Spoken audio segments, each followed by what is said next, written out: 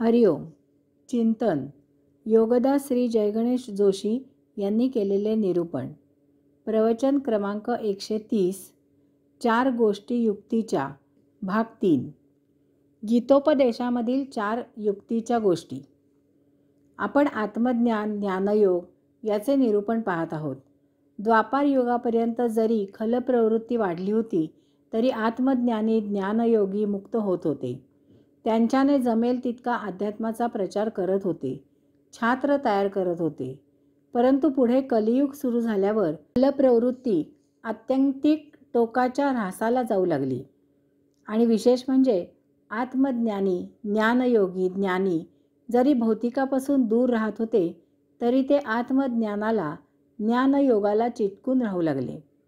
म्हणजे द्वापार युगापर्यंत आत्मज्ञानी जसा भौतिकाचा उपयोग देह जीवित राहण्यापुरताच करत होते, तसाच ते आत्मज्ञानाचा उपयोगही मुक्ती प्राप्त करण्यासाठी करत होते. समाजात राहून जनतेत उतरून भौतिकाच्या कर्दमात अडकलेल्या अज्ञानी जनांना आत्मज्ञान प्रदान करत मुक्तीचा मार्ग दाखवत होते. हे प्रभू कार्य करणे आपले जीवित कर्तव्य आहे याची जाण त्यांना होती. परंतु कलियुगामध्ये याला दृष्ट लागली. कोणा अज्ञाताचा शाप मिळाला. कलियुगामधील खलप्रवृत्तीमुळे पापाची जाणीव झालेले लोक, सत्ताधीश इत्यादी आत्मज्ञानींचा विशेष करून आदर, सत्कार, मान सन्मान करू लागले. यामुळे हळूहळू या ज्ञानियांना त्यांच्या निराळेपणाची जाण आली. ते समाजापासून, जनतेपासून फटकून दूर राहू लागले. ते महाउन्मत्त, मस्तवाल झाले. ज्ञानियांनी या अशा अज्ञानींवर पापपुण्याची, नरक स्वर्गाची भीती दाखवत अनेक जुलमी अटी घातल्या. त्यासाठी त्यांनी मूळ वैष्णव धर्म नासवला. त्यात स्वतःच्या मनाला वाटेल तसे जुलमी धार्मिक रीतिरिवाज घातले.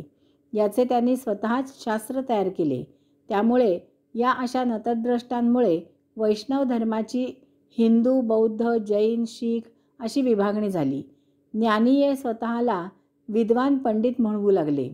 अज्ञानी जनांना क्षुद्र, हीन, दीन, पापी, अस्पृश्य ठरवून त्यांची सावली घेणे म्हणजे विटाळ मानू लागले. त्यांना स्वतःच्या तथाकथित उच्चभ्रू समाजापासून दूर ठेवले, त्यांचा छळ मांडला. याचबरोबर असे आत्मज्ञानी पैसा, प्रसिद्धी, प्रतिष्ठा याच्या मागे लागले. धर्माच्या नावाखाली ते सामान्य जनांना लुटू लागले, नागवू लागले. धार्मिक प्रथा, विधी, सोपस्कार, पूजा अर्चा, रुद्र, पक्ष यांना ऊत आला. दररोज, दर आठवडा, दर पंधरवडा, दर महिना, दर वर्षी करायचे त्यांनी धार्मिक समारंभ सुरू केले. अपत्याच्या जन्माच्याही आधीपासून ते मृत झाल्यावरही धार्मिक विधी मागे लागले. असे जे करतील त्यांना पुण्य मिळते आणि जे करत नाहीत त्यांना पाप लागते, अशी याची भलावण केली. न करणाऱ्यांना धर्म बुडवे, नास्तिक असे ठरवले.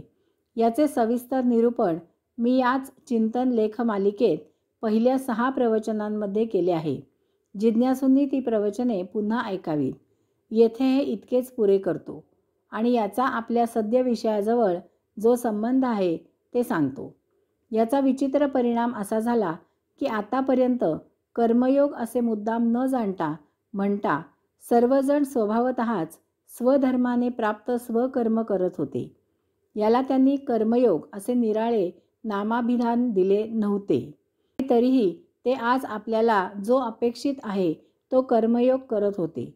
तेच आता स्वार्थासाठी, भौतिकाच्या अमर्याद उपभोगांसाठी केवळ उपलब्ध आहे म्हणून कर्मयोग न करता अन्य कर्म, क्रिया, काम करून धनसंपत्ती जमवून आयुष्य जगू लागले. ते जीवन जगणे विसरले. ते भौतिक उपभोगांच्या इतके आहारी गेले की या भौतिकापासून सुखदुःख मिळते परंतु आनंद मिळत नाही हे विसरून त्या भौतिकामधील सुखालाच ते आनंद समजू लागले. याचा दुष्परिणाम असा झाला की ज्या मानवाला संचित कधीही माहीतही नव्हते त्या मानवाला संचिताच्या राशीवर, ढिगाऱ्यावर जन्ममरणाचे फेरे घेत, पुनर्जन्म घेत या कलियुगात दुःखात सडावे लागत आहे. यामुळे याचा दुसरा विपरीत परिणाम म्हणजे मुक्त होणाऱ्यांचे प्रमाण अत्यल्प झाले, आत्मज्ञानी अल्प झाले आणि आत्मअज्ञानी विपुल झाले. जगाची लोकसंख्या मुक्तीमुळे नैसर्गिकपणे जी संतुलित होत होती ती आता नियंत्रणाच्या पलीकडे गेली. या जनतेसाठी वस्तुजगत अपुरे पडू लागले. यामुळे सर्व प्रकारची गुन्हेगारी वाढली आणि म्हणून भगवंत श्री पुढे कर्मयोग ही जीवनाच्या कैवल्यानंदासाठी दुसरी युक्ती सांगत आहेत. हरिओम.